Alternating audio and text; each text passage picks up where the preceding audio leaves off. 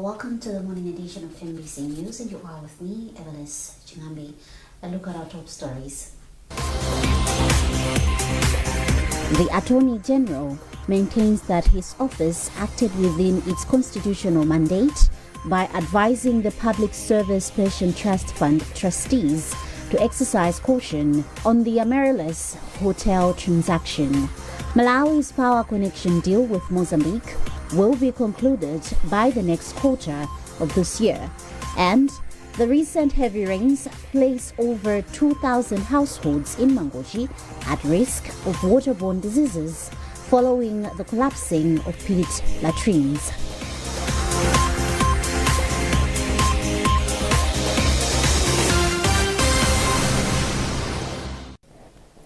Thank you for joining us. Now the news in detail. The Attorney General says his office acted within its constitutional mandate by advising trustees of the Public Service Pension Trust Fund to exercise caution in the Amaryllis Hotel transaction. Attorney General Frank Beda said this when he appeared before the ongoing inquiry by the Parliamentary Committee on Public Accounts. He said the advice that his office provided was consistent with observations made by both Registrar of Financial Institutions and the Anti-Corruption Bureau, ACB, Trust Office reports. The Attorney General's appearance follows an invitation by the committee to clarify the role his office played in the transaction. Beda said his office is limited to providing legal counsel and does not approve or reject investment decisions. He added that investigations are ongoing to establish whether any acts of corruption were involved.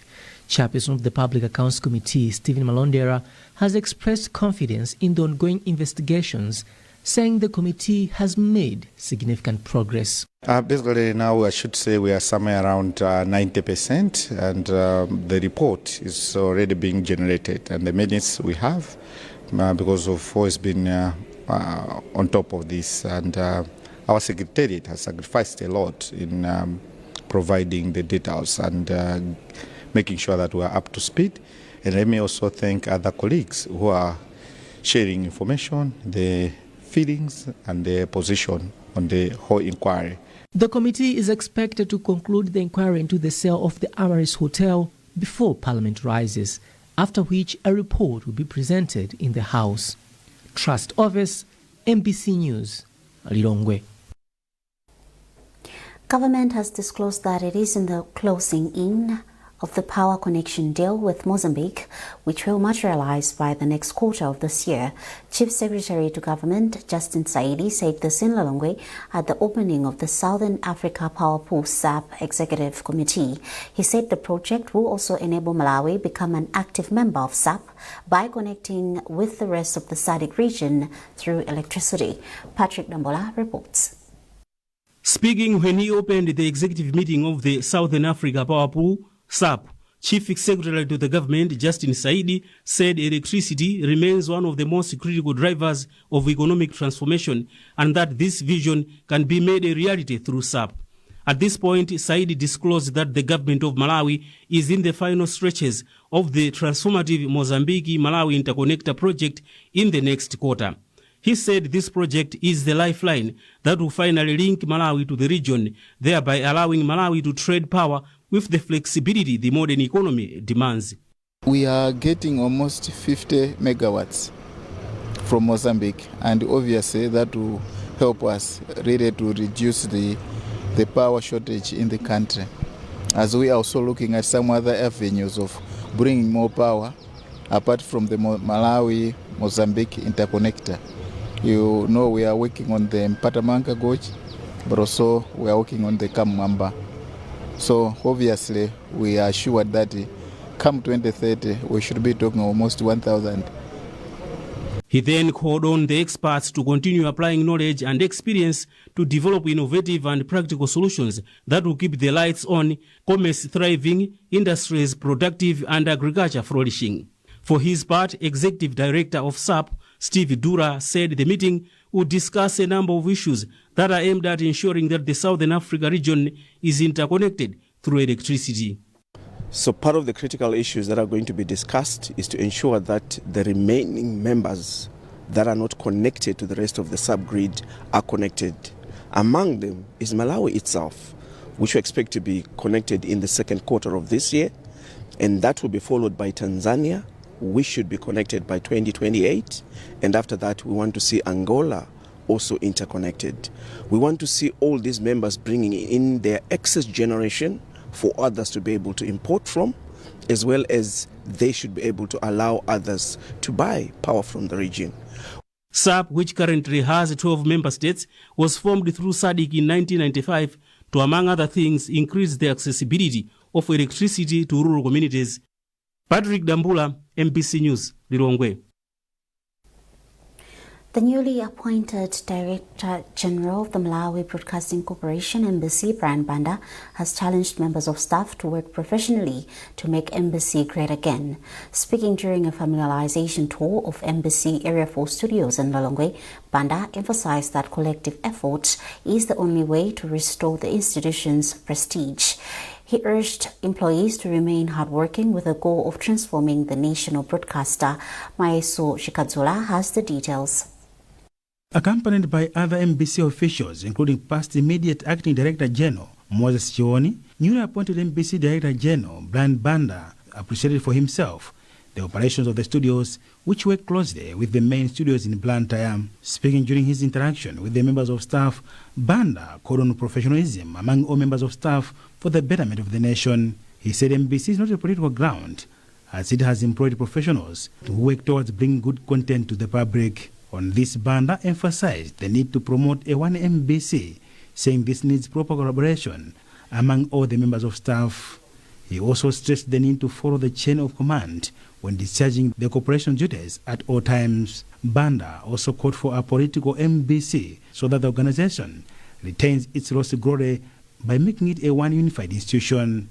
The tone that we are getting from the government, from the president, and from the board, and the leadership, including the ministry, is that they want MBC that serves everyone. We are committed to that cause, and we would like to invite Malawians to come back to MBC, to start watching MBC. Those that were disappointed and they were worried about MBC, there is a new management, and we want to assure them that MBC is going to be a professional, a political, a place where professionalism is going to grow. Regional controller responsible for the center, Tagonda Jumbe, emphasized the need to work together for the betterment of the organization. Indeed, the DG came to visit us today and to share his vision for where he wants to take the corporation during his tenure. He urged us all to be professional. He urged us all to remember that we are trained professionals in the fields that we are in whatever various fields, whether it's administration, whether it's financing, whether it's reporting. We are all trained professionals in our fields, so he urged us all to be professional in everything that we're doing, and to always remember that we are running on taxpayers' money, and we should always give the taxpayer what they expect from MBC. Malawi Broadcasting Corporation MBC Board of Directors appointed Brian Banda as its Director General early this month of March 2026 to steer the corporation to another level. Maeso Chikadzula, MBC News, Lilongwe. Blantyre City Council has started rehabilitating some of the city's existing roads, which are now in poor shape. Chief Executive Officer for the council, Kosli Chanza, told MBC that the exercise will target both main and feeder roads. Ruth Chinangwa reports. According to Chanza, a number of roads in the city were damaged by the heavy rains which the country has received over the past few months. The council plans to fill potholes, repaint road markings and deseal drainage system in order to improve the road infrastructure. He said the targeted roads include Masaugo-Shipembere Highway, Mahatma Gandhi Road, Makata Road, Kenyatta Drive, John Chilembe Road and the Cholo Shikumula Road. Blantyre City Council is planning to rehabilitate the existing road infrastructure in the city. As we have all noted, much of our roads have been battered with a lot of potholes. in the main roads of Kenyatta Drive, the highway, Mahatma Gandhi, Makata Road, and other roads. So starting from today, we have started rehabilitating these roads. We'll be patching up with patching all the potholes in the city. But also further to that, we have a challenge on Chor Road where, because of the rains that recently came in Malawi, most of our drains have got a lot of silt. So we're going to desilt all the drains on Chor Road up to Chipumula to make sure that they are able to accommodate the additional rains that are still remaining to fall. And further to that as well, we have also a challenge on the Zomba Road. Because of the rains, the middle section of the road close to Mzedi dam site has also been eroded. There are a lot of potholes on that road. And there are a few other spot areas along the road to Mapanga. So we're all geared to ensure that we rehabilitate all these road sections. Commenting on the development, one of the minibus drivers in Limbi, Fraction Kajulu, commended the council for the initiative, saying it will go a long way in it.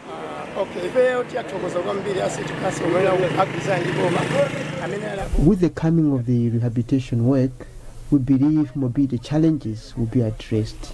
Previously, as minibus drivers, we were failing to meet our daily targets because the roads were in bad shape. At the same time, we were exposed to road accidents since the potholes are deep. The rehabilitation exercise is expected to improve road safety, ease traffic congestion, and enhance mobility within the city. Ruth Chinangwa, MBC News, Blantyre. You're watching MBC News and you are with me, Evelis Chingambe. A reminder of the top stories. The Attorney General maintains that his office acted within its constitutional mandate by advising the Public Service Pension Trust Fund trustees to exercise caution on the Amaryllis hotel transaction. Malawi's power connection deal with Mozambique will be concluded by the next quarter of this year, and the recent heavy rains place over 2,000 households in Mangochi at risk of waterborne diseases following the collapsing of pit latrines.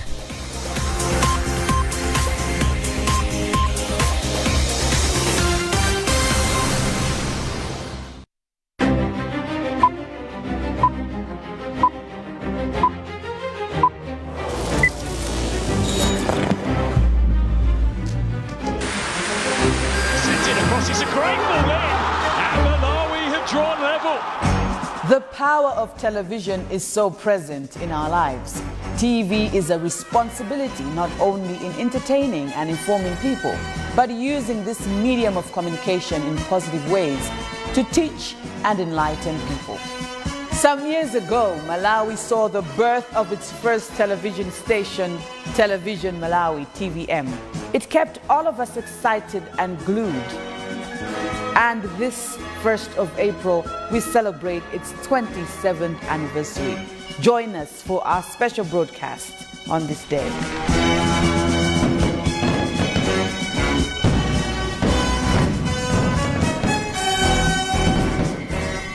Make a date with us as we celebrate the anniversary of Television Malawi on 1st April 2026. It's going to be a fantastic and exciting moment, and you don't want to miss it. And surely, nothing is really real unless it happens on television.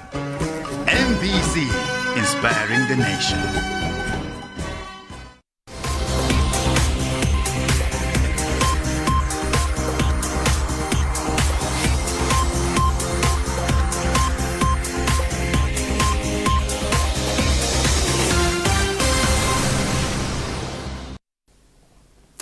Welcome back.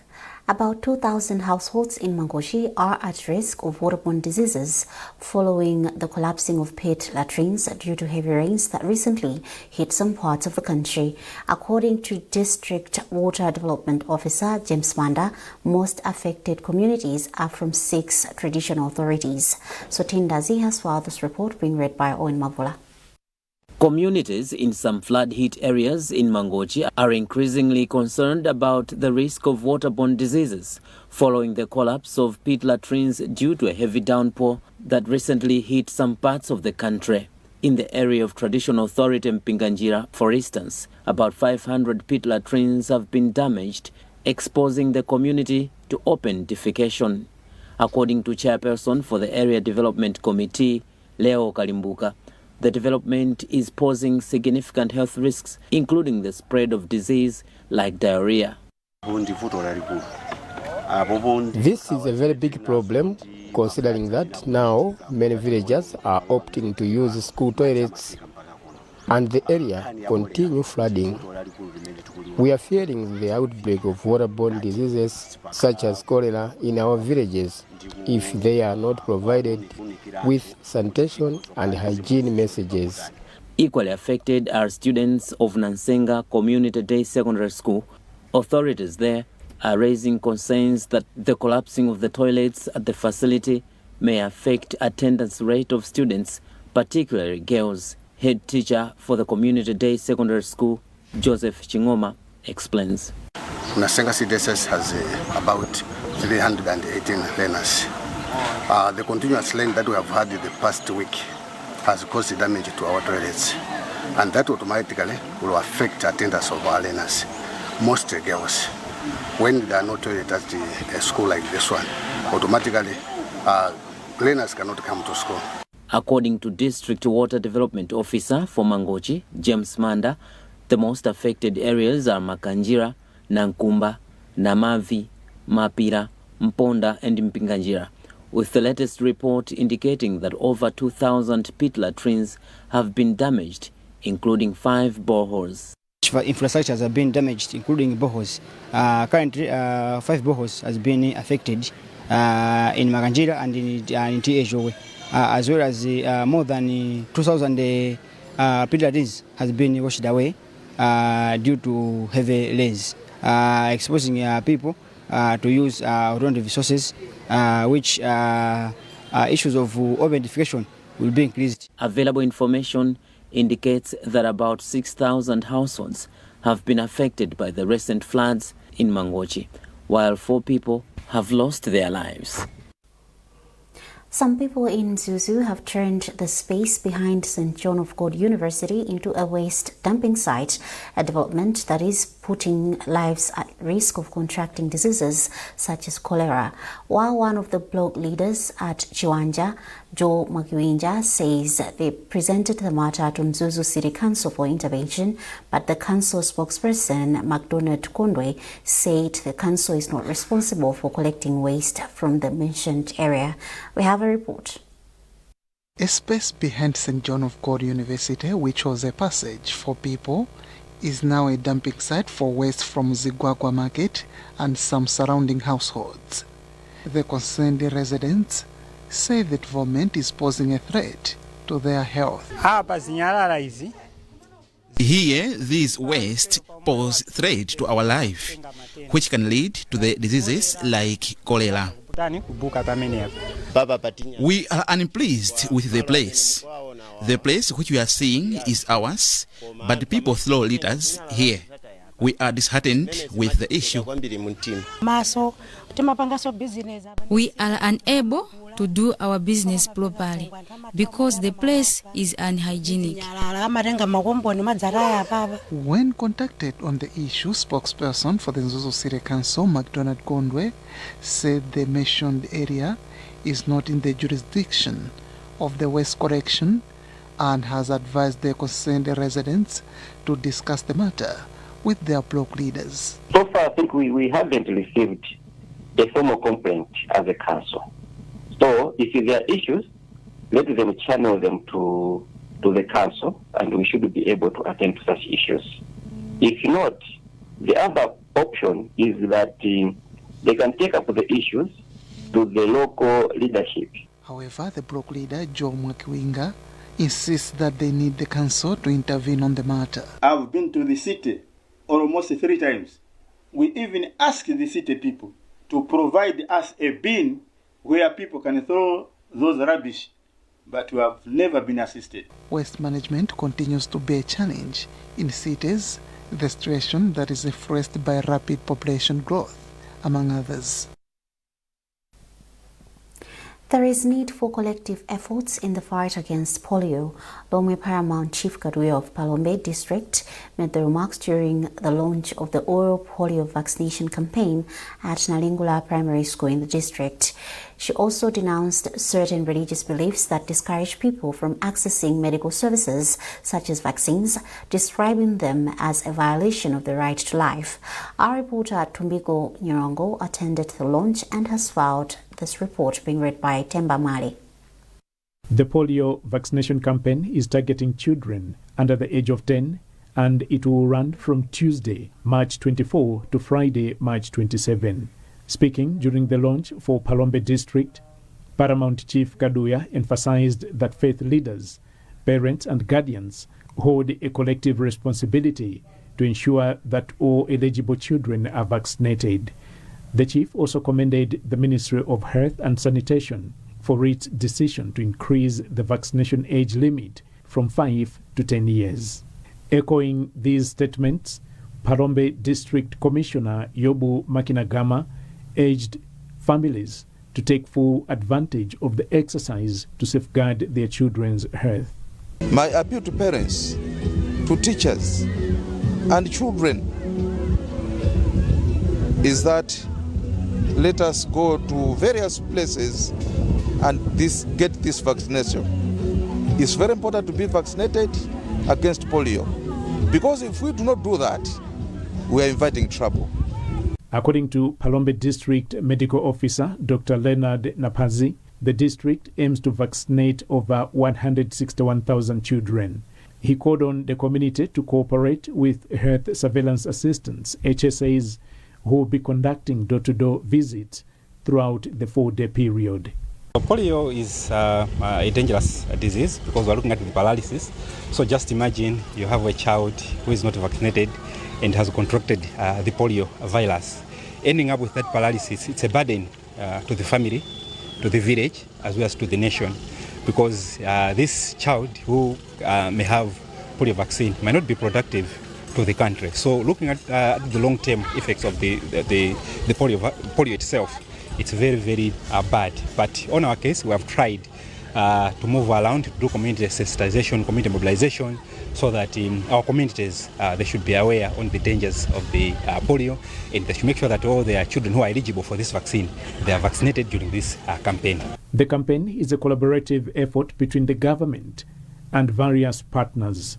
It forms part of a sustained strategy to attain Malawi's polio-free status by boosting immunization coverage and strengthening community awareness. The Democratic Progressive Party DPP says the addition of 2 members of parliament to government side following the 17 March by-elections is a clear indication that Malawians have trust in the leadership of President Mutharika. Speaking to Embassy during the swearing-in ceremony of the newly elected members of parliament at the Parliament building in Lilongwe, DPP representative Grace Kwelebeda, who is also a member of parliament for Zomba Malosa, said DPP remains committed to addressing the challenges that Malawians are facing. Smart Chaliga with the details. According to Kwelebeda, the entry of Thokozile Runji of Nkhotakota Luwaladzi constituency and Mavuto Mapongo Gulo of Blantyre West constituency on the government side shows confidence in the party's leadership and development agenda. We are so happy in the DPP family today. We have 2 members. Honorable Thokozile Runji, who is the daughter of late Martha Lunji in Nkhotakota Northeast, and Honorable Gulo. These 2 members have joined DPP today in the parliament. Our numbers means they are going up, meaning that people have trust in the DPP. We had free and fair elections that had no violence. We didn't hear people being hacked with pangas. We didn't hear cars being smashed. We didn't even hear that people were being bought. Newly sworn in Member of Parliament for Nkhotakota Luwaladzi, Thokozile Runji has assured people in her constituency of continued development, saying she will work closely with the community to ensure growth in the area. They have to expect a lot because being a member of parliament, I believe that it carries a lot of responsibility. As for the people of Nkhotakota-Liwaladzi constituency, I would also love to appreciate the government for the initiative that they've already done in Nkhotakota-Liwaladzi. As I'm speaking, we have the Kalinda Technical College, whereby the contractor is already there. And apart from that, we also had the Minister of Health opening and expanding the hospital. So as far as the development is concerned, we are very confident, and being in the government side, I believe that there is more to come and there's a lot to come in Nkhotakota-Liwaladzi. Meanwhile, Matthews Mtumbuka, UTM Member of Parliament for Rumpi Central constituency, said he will support the government's development agenda for the betterment of the country and his constituency. I know there's all this debate about Constituency Development Fund, so I work with the VDCs, the ADCs, the councillors. I think it's a whole value chain. The issue, there's no single person who can do work on their own, so I have to work with everybody. The money is called Constituency Development Fund, so it means it's for the constituency, and I'm the constituency leader, so I have to work with everybody, whether the money is with the council, councillors. I don't mind the nomenclature. Members sworn in during the ceremony were Thokozile Lungi of Nkhotakota-Liwaladzi constituency, Matthews Mtumbuka Rumpi Central, Patrick Bandawe Dedza Mtakataka, and Mavuto Gulo of Blantyre West. Smart Chalika, MBC News, Lilongwe. And now in sports, organizers of the 2026 Mzuzu City Half Marathon have announced a change to the 21-kilometer main route to prevent confusion regarding the race's start and finish lines. Speaking at a press briefing in Mzuzu, organizing co-chairperson Peter Mumba confirmed that preparations for the event have been finalized and the event is scheduled for this coming Saturday. Hassan Piri reports. Speaking during the press conference, Mumba said preparations for the 4th edition of the Mzuzu City Half Marathon are at an advanced stage. He further indicated that so far over 100 athletes have registered to participate in the 21 kilometers main race, where in the end the winner will get 2 million kwacha cash prize. However, Mumba said they have changed the route after noting some confusion among delegates and athletes that come for the event. The route was very far from the venue. So after it, last time we had some other technical hiccups for those who were there, the balloons, the water, the electricity. There's some of the other issues technically. So we are trying to work on those issues, and this time around, that's why we have tried to manage to take the route closer to the stadium where the people will be. So we are trying, it's a one way of trying to perfect up with the whole thing to make it the best. Regional manager for Malawi National Council of Sports, Felix Yola, expressed his satisfaction at the level the competition is gaining its momentum. At this point, as a sports council, we are very much impressed with the preparations that have been done by the organizing committee. As you might have heard, at least over 100 participants have registered to participate in the marathon, and over 20 teams have registered to participate in the relay races. Some of the new locations in the new route include Katawa, Katoto New Lines houses, Road Traffic Directorate offices near Mzuzu Hotel and Taifa Market, among others. Hassan Piri, MBC News, Mzuzu. And that item concludes this edition of MBC News. A recap of our top stories before we leave. The Attorney General maintains that his office acted within its constitutional mandate by advising the Public Service Pension Trust Fund trustees to exercise caution on the Amaryllis Hotel transaction. Malawi's power connection deal with Mozambique will be concluded by the next quarter of this year, and the recent heavy rains place over 2,000 households in Mangochi at risk of waterborne diseases following the collapsing of pit latrines.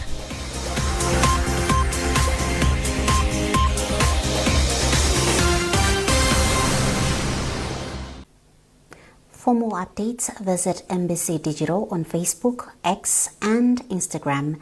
You've been with me, Evelis Chingambe. Thanks for watching and good morning.